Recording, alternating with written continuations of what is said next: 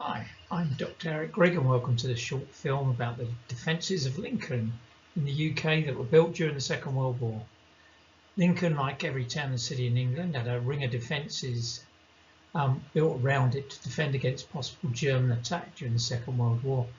Though luckily the Nazis never invaded the mainland and these defences were so thoroughly cleared away at the end of the war they're often difficult to find.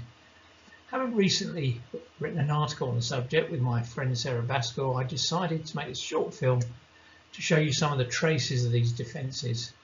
And those chaps over there are the Lincoln Home Guard, and they were the ones tasked with manning this defensive ring.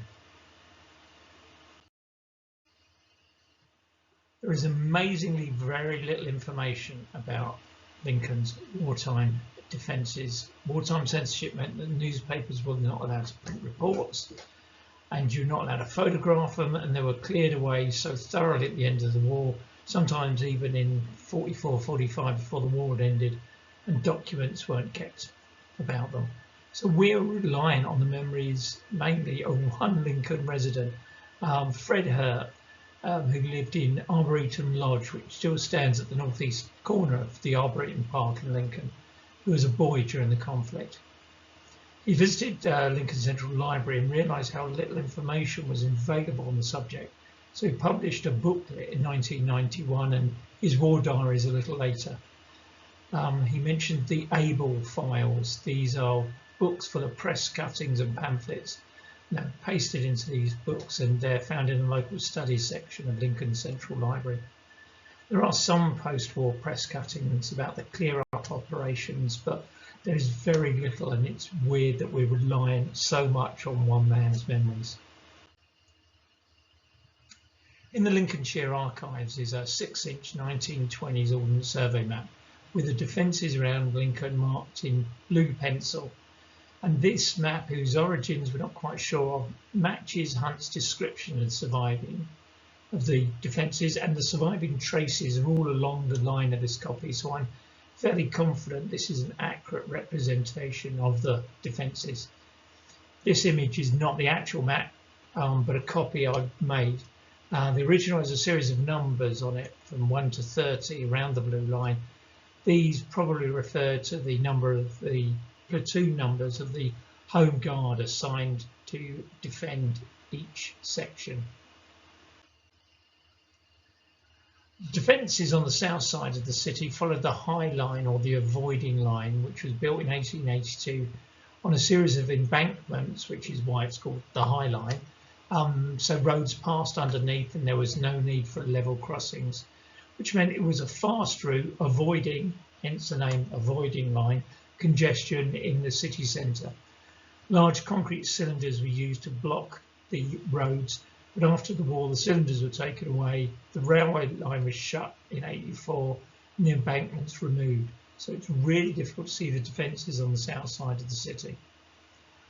On the rest of the line, lines of terraced houses were used as a defensive line.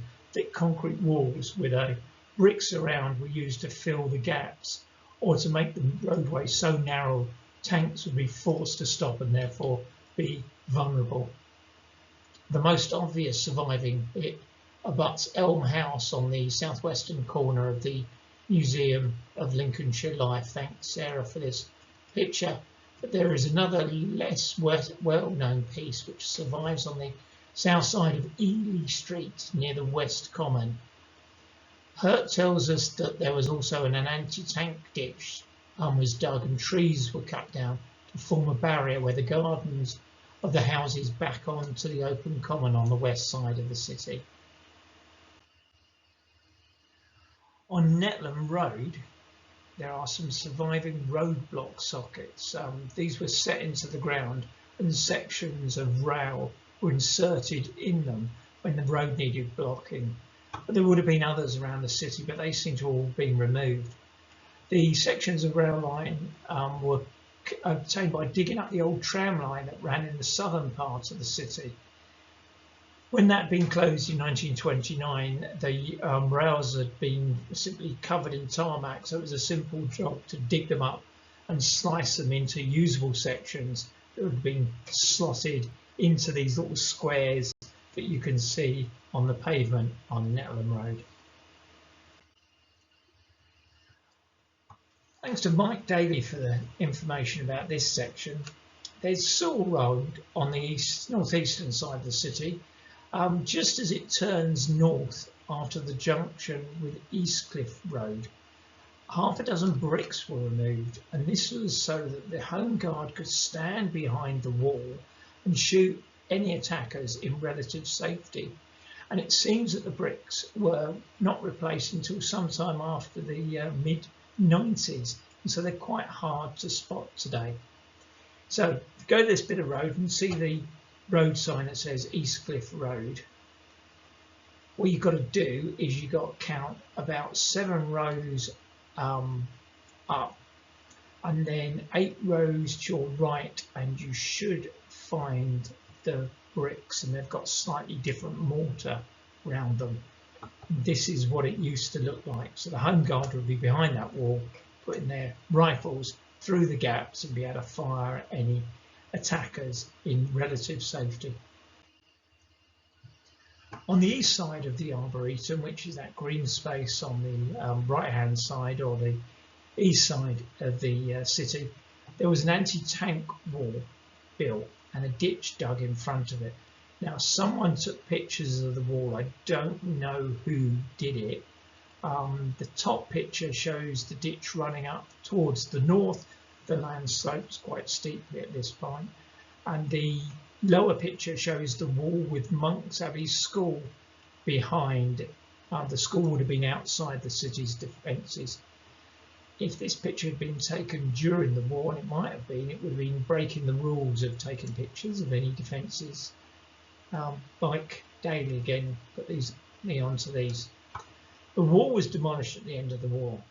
The ditch filled in and trees planted in on top of it. But there are a couple of clues to its existence as well as the line of trees.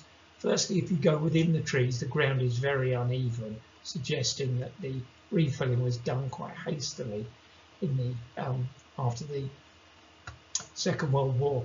And secondly, the post-war fence has a dogleg section in it, where the eastern edge of the park deviates to avoid the remains of this anti-tank wall.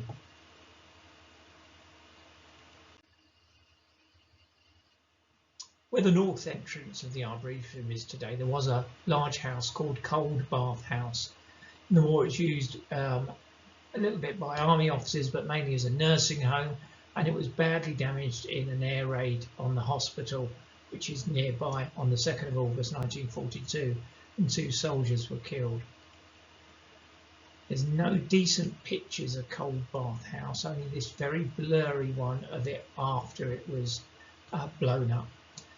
The playground and the curved flower beds just to the north of the entrance were laid out when the remains of Cold Bath House were cleared away after the war.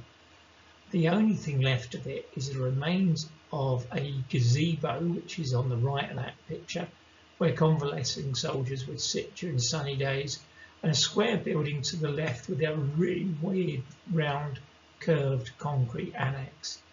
Now, if you stand next to the building on the left, you can hear running water. This is from the spring that gave the house its name, Cold Bath House, as it was said that the water was meant to be very cold but have healing properties. Now, Fred Hurt tells us the defences here were strengthened by digging a trench 6 foot deep and the earth used to reinforce the wall next to Sewell Road, which is in the distance on that picture.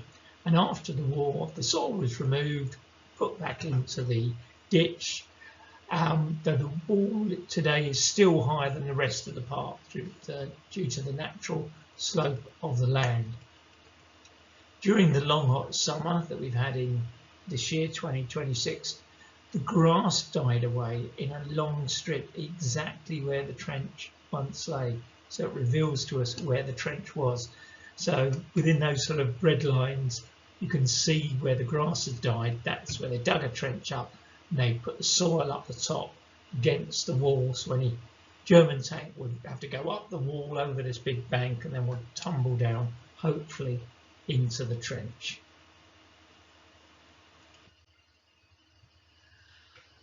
Thanks for listening. I hope someone finds some more pieces around the city, perhaps other bits of the anti-tank wall.